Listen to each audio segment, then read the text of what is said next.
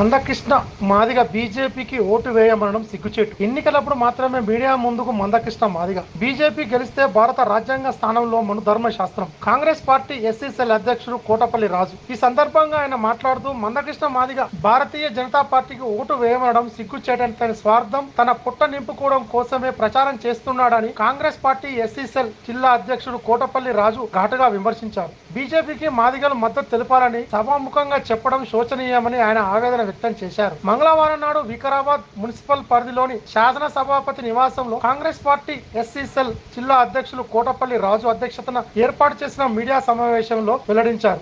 ఇది మంచిది కాదు. మేము ఎట్టి పరిస్థితుల్లో ఈ బీజేపీకి ఓటేసే ప్రసక్తి లేదన్నా.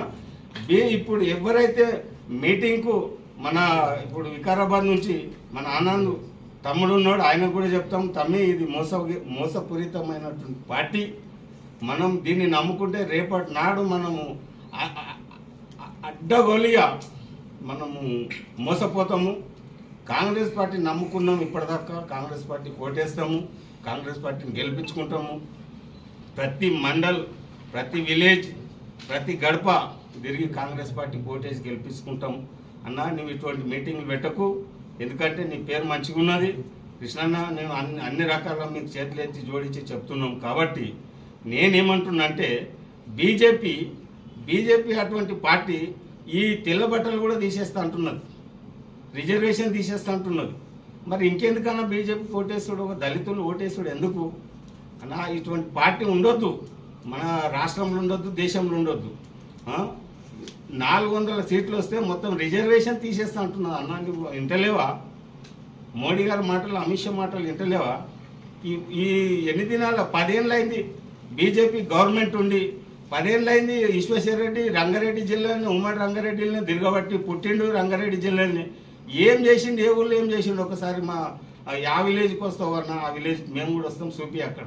బీజేపీకి ఓటు వేయండి అని చెప్పి నువ్వేం వాగ్దానం తీసుకున్నావు బీజేపీలతో చేయించాలి, కానీ బహిరంగంగా ఈ దళితులంతా కూడా బీజేపీ ఓటు వేయండి, ఏ పార్టీలో ఉన్నా సరే బీజేపీ ఓటు వేయండి అనే హక్కు నీవు పేటెంట్ నీకు దళితులంతా మాదిగోళ్ళంతా కూడా ఇది తీవ్రంగా ఖండిస్తున్నాం. మందకృష్ణ గారు, నీకున్నటువంటి జ్ఞానం, నీకున్నటువంటి తెలివి, భారతదేశంలో బీజేపీ చేస్తున్నటువంటి దుర్మార్గాలు ఏమో నీకు తెలుసా ఏమన్నా? భారతదేశంలో ఇప్పటిదాకా ఈ 10 సంవత్సరాల కాలంలో దళితులందరూ కూడా చాలా చిన్న భిన్నమైనటువంటి పరిస్థితి ఉన్నది. ఇప్పుడు ఉత్తరప్రదేశ్లో చూసుకో, ఉత్తరప్రదేశ్లో దళితుల ఇళ్ళు 1400 మంది ఇళ్లను బుల్డేజర్ తోటి కూల్ చేసినటువంటి పరిస్థితి ఉన్నది. ఏమన్నా నీకు ఉన్నదా సోయి? గుజరాత్లో చూడిపో, ఒక దళితుడు ఒక బీసీ అమ్మాయినో ఒక రెడ్డి అమ్మాయినో పెళ్లి చేసుకుంటే వాడు చేతికి వాచి పెట్టిందని చెప్పి చేతి నరికేసిండ్రు. ఏమైనా ఖండించిన వానికి ఏమైనా బుద్ధి ఉన్నదా?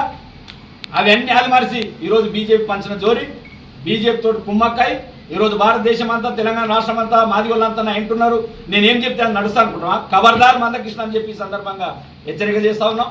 ఈరోజు బీజేపీ చేసినటువంటి ఆగడాలు ఒక్కటా రెండా?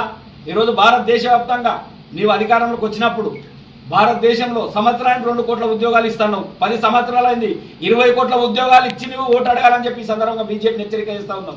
దాంతోపాటు ఈరోజు 1947లో ప్రభుత్వం భారతదేశం స్వతంత్రం వచ్చినప్పుడు అప్పటి నుండి ఇప్పటిదాకా కాంగ్రెస్ ప్రభుత్వ రంగ సంస్థలంతా కూడా కాపాడింది.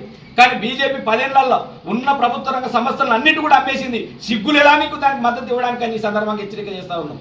ఎక్కడ కూడా ప్రభుత్వ రంగ సంస్థలో, ప్రైవేట్ రంగంలో రిజర్వేషన్లు లేవు, దానికోసం మాట్లాడు. ఒక్క దళితునికి ఉద్యోగాలు లేవు, ఐటీ రంగంలో ఉద్యోగాలు లేవు.